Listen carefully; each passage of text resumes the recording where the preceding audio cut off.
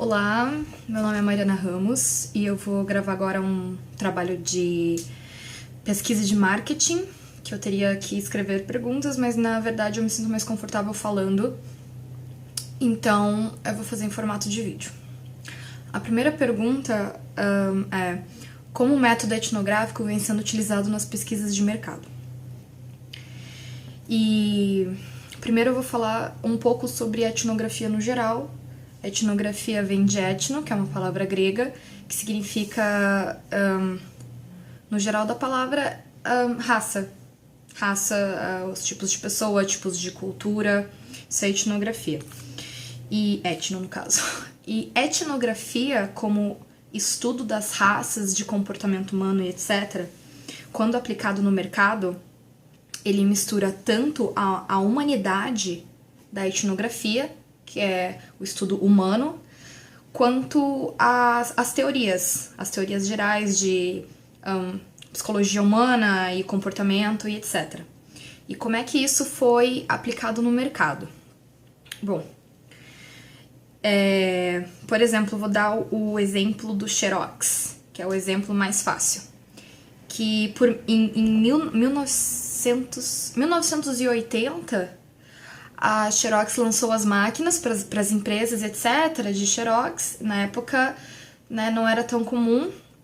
E eles contrataram pessoas que sabiam fazer estudos etnográficos para irem nas empresas e para documentarem como os funcionários, como os engenheiros estavam utilizando a máquina de Xerox. E com esse estudo, eles viram que a mecânica de tudo estava um pouco complicada e ouviram as opiniões de todo mundo que estava usando e etc. E, bom, nisso esses estudos voltaram para a fábrica e eles viram que estava muito difícil de se manusear e etc. Fizeram todos os estudos, vários engenheiros, e modificaram essa máquina de Xerox, que é, assim, o design básico da que a gente usa até hoje. E, por exemplo, o botão verde de ligar, que é a coisa mais fácil e básica de você achar visualmente, etc. E que não tinha, e que foi uma das coisas que foram modificadas após esse estudo etnográfico. E na questão de como esse estudo, como esse método etnográfico vem sendo aplicado nas pesquisas de mercado, no marketing, etc., é justamente porque as empresas precisam fazer essas melhorias de acordo com o seu público-alvo, de acordo com quem compra, de acordo com quem consome e tudo mais.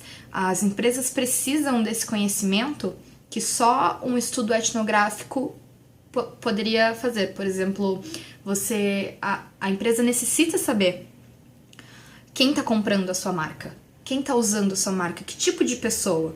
Por que as pessoas estão usando a sua marca? Por que elas estão pagando pela sua marca? Por que elas pagariam mais caro? Se elas pagariam mais caro, quais os motivos? E atualmente, essas pesquisas etnográficas, elas vêm partindo mais pro lado da humanidade, digamos.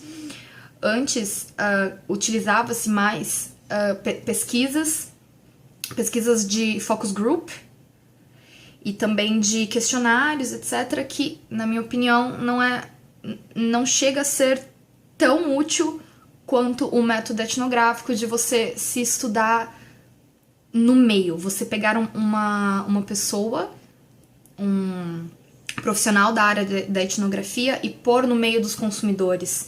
Ela vai realmente estudar o comportamento do consumidor a fundo. No meio de trabalho, no meio de consumo, no meio de trabalho, às vezes em casa.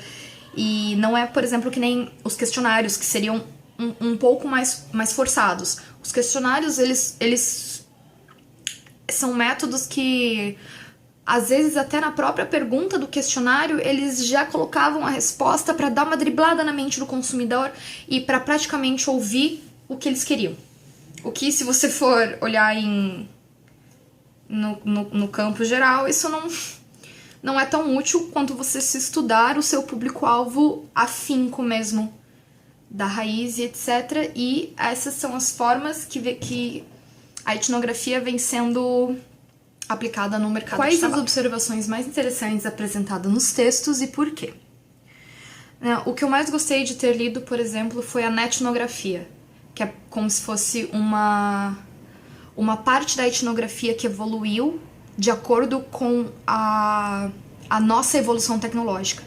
Que na etnografia, por exemplo, se refere à internet, de netnografia, que é o estudo agora mais ainda da massa que está online, que está conectada, o que essas pessoas estão fazendo, qual é o comportamento dessas pessoas, o que elas compram, como elas compram. E, por exemplo, às vezes uma mudança de cor num botão comprar em algum site de compra muda completamente o que o cliente vai fazer a partir dali. Às vezes um design, às vezes um preço, às vezes diminui 1 centavo de acordo com a pesquisa etnográfica. Isso vai falar que é preciso para aumentar as suas vendas, ou que isso vai fazer alguma diferença de acordo com o que você planeja, de acordo com o que a sua marca ou a sua empresa pretende. Então, eu achei muito interessante a abordagem da etnografia, porque bom, estamos agora em 2015, ainda mais em âmbitos de faculdade, tá todo mundo online. Tudo é feito online. Tudo é feito online. As compras, às vezes até compra de mercado, compra de roupa, você paga suas contas online. Você faz tudo online. Então, a comunicação tá online. Então, a etnografia também foi um super avanço e que está sendo extremamente útil para muitas, mas muitas empresas. Principalmente se tratando do Google, que praticamente todas as suas ferramentas, elas são vigiadas para fazer pesquisas etnográficas, para saber o que está acontecendo, o que as pessoas estão fazendo online e etc. Comentário sobre as técnicas utilizadas na pesquisa etnográfica, aplicadas ao marketing, os possíveis erros e o que fazer para evitá-los. Bom, um comentário breve sobre as técnicas utilizadas, por exemplo, é que uma vez eu vi um marketing de rua da Marlboro, que eles contrataram pessoas com os cigarros novos da Marlboro e levaram nos bares, que é onde as pessoas, na época, ainda podiam fumar dentro dos lugares, então era onde o consumidor estava, onde o seu público-alvo estava. Então, eles iam de mesa em mesa, apresentavam um cigarro, conversavam um pouco com a pessoa. Isso já é muito diferente de um questionário, por exemplo. Só aí você já tem muito mais esclarecimento sobre o seu consumidor do que botando uma ficha na frente dele e pedindo para ele responder, digamos.